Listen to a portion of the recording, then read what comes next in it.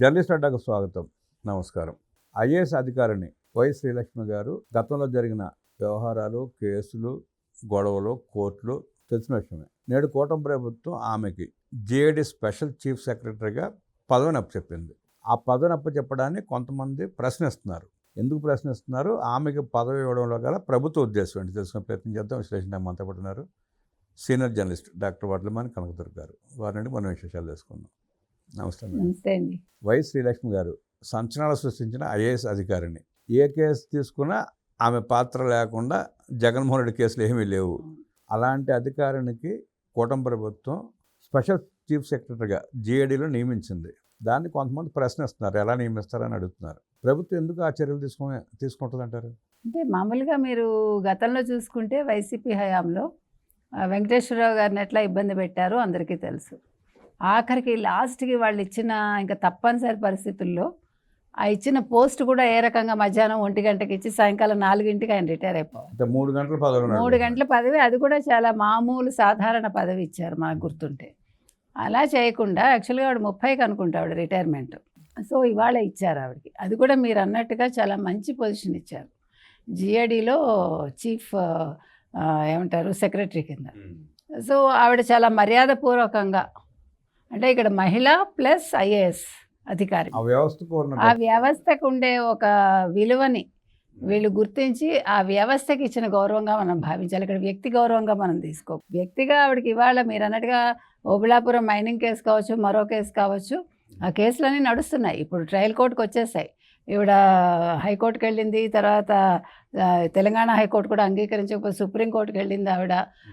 వాళ్ళు కూడా కొట్టేశారు, లేదు మీరు ఈ కేసుల్లోంచి మిమ్మల్ని తప్పించలేమని చెప్పేశాక ఇప్పుడు ట్రయల్ కోర్టుకు వచ్చాయి ఆ కేసులన్నీ కూడా. సో ఖచ్చితంగా ఇది శ్రీలక్ష్మికి ఇస్తున్న గౌరవం కంటే కూడా ఆవిడకుండే ఐఏఎస్ అనే హోదాకి ఇచ్చిన గౌరవంగా మనం తీసుకోవాలండి.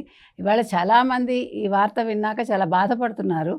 కానీ ఇక్కడ వ్యవస్థల్లో కొన్ని తప్పవు. ఇప్పుడు ఆవిడ రిటైర్మెంట్ అనేది మీరు చెప్పినట్టుగా చాలా అంటే మర్యాదపూర్వకంగా జరగటం అనేది అసలు ఆశ్చర్యం వేస్తుంది మనకి. ఎట్లా వీళ్ళందరూ కూడా ఇట్లాగా కేసుల్లో ఇరుక్కుంటారు, ఎలాగలా సంతకాలు పెడతారు. ఒకవేళ వాళ్ళకి సంతకం పెట్టే ఇష్టం లేకపోతే వాళ్ళు క్యాట్కి ఇన్ఫార్మ్ చేసుకోవచ్చు కదా. బలవంతంగా పెట్టించే పరిస్థితి ఏమి ఉండదు. మనకి ఇష్టం లేకుండా ఎవడు చేయించలేడు కదా. అంతగా అయితే రిజైన్ చేస్తారు అంతే, ఇంకా అంతే ఫైనల్ డెసిషన్ అది.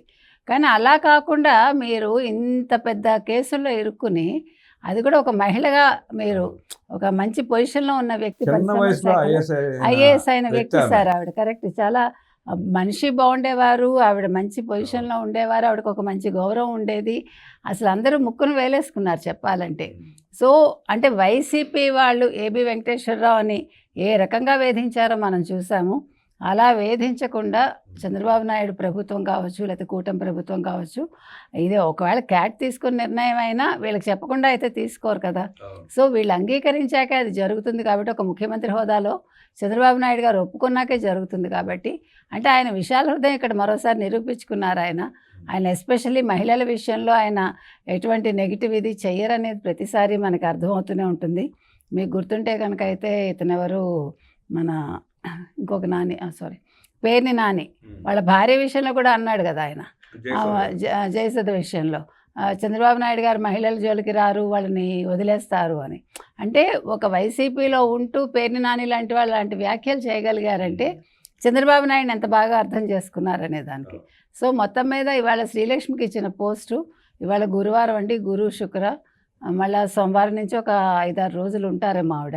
5-6 రోజులు కూడా ఇక్కడ ఇంకా ఇది మంగళవారం ఆవిడ రిటైర్ అయిపోతారు బహుశా. ఇది జూలై అండి, జూన్ కదా, సారీ. సో మంగళవారం రిటైర్ అయిపోతారు కాబట్టి ముచ్చటగా 3 రోజులు ఆవిడ ఈ పదవిలో కొనసాగుతారు.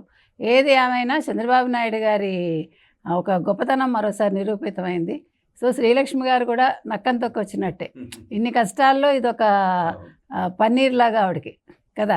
ఎందుకంటే ఆవిడ రిటైర్మెంట్ సజావుగా అయిందనుకోండి, ఆవిడకి రావాల్సిన ఎమాల్యుమెంట్స్ అన్నీ కూడా సరిగా వస్తాయి.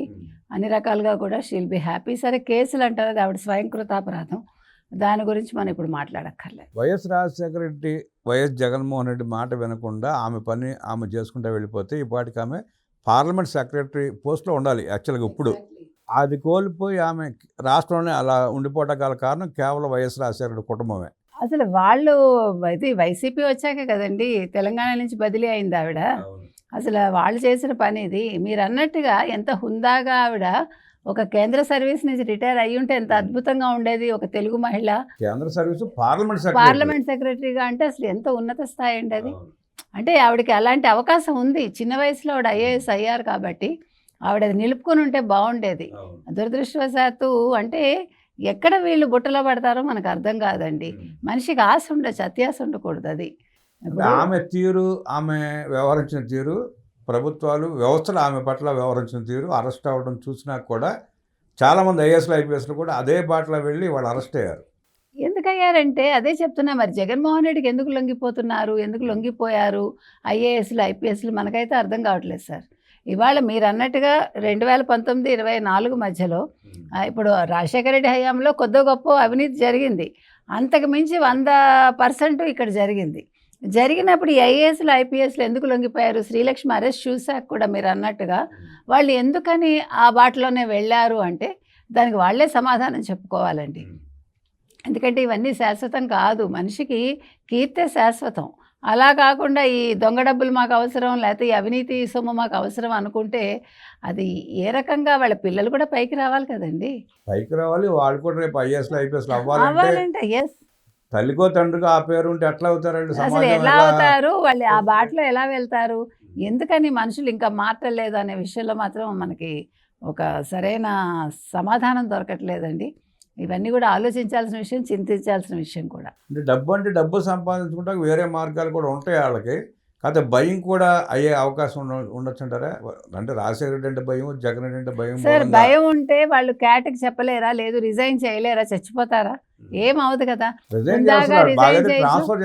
ట్రాన్స్ఫర్ చేస్తారు, ఒక పనికి మాలిన చోటకి వెళ్తారు, ఏమవుతుంది? ఇప్పుడు పని చేసేవాడిని అడవిలో పడేసినా పని చేస్తారు. ఎల్వి సుబ్రహ్మణ్యం గారు చేస్తే ఆయన పని చేయలే, ఆయన వినలేదనే కదా పంపించారు. ఆయన ఇవాళకి కూడా మనందరం కూడా ఎంత గౌరవం ఇస్తున్నాం ఆయనకి. ఇప్పుడు ఎల్వి సుబ్రహ్మణ్యం గారికి గౌరవం దక్కుతోందంటే బికాస్ ఆఫ్ దాట్ ఓన్లీ. మరి ఆయన లాంటి సీనియరే చేయగలిగింది, వీళ్ళు చేయలేరా? కాదు, వీళ్ళంతటా వీళ్ళు వాటికి లొంగారు. కొద్దిగా భయం ఉండొచ్చు, 3 వంతులు ఇష్టం కూడా ఉండొచ్చు. సో మొత్తం మీద శ్రీలక్ష్మి కథ ఒక ముగింపుకు వచ్చిందండి. ఆవిడ రిటైర్మెంట్ అనేది సక్రమంగా జరుగుతుంది. అంటే ఆ ముగింపుని మంచి ముగింపుగా తీర్చిదిద్దారు కూటమి. అది కూటమే, చంద్రబాబు నాయుడు గారే, డౌట్ అక్కర్లా. ఇప్పుడు ఆవిడకి మేము ఇవ్వము ఒప్పుకోము అంటే ఆవిడ ఒక పనికిరాని చోట కూడా వేయచ్చు. కానీ చాలా మంచి పొజిషన్లో చాలా హుందాగా ఈ గవర్నమెంట్ ప్రవర్తించింది. వీళ్ళు మరోసారి మాది మంచి ప్రభుత్వం అని నిరూపించు. కూటమి ప్రభుత్వం ఆమె పట్ల కక్షాదింపు చర్యలు చేపట్టకుండా ఆ ఐఏఎస్ వ్యవస్థ మీద ఉన్న నమ్మకం, గౌరవంతో ఆమెకి మంచి అవకాశం కల్పించారని విశ్లేషించిన వడ్లమాన్ గారికి ధన్యవాదాలు తెలియజేస్తూ నమస్కారం.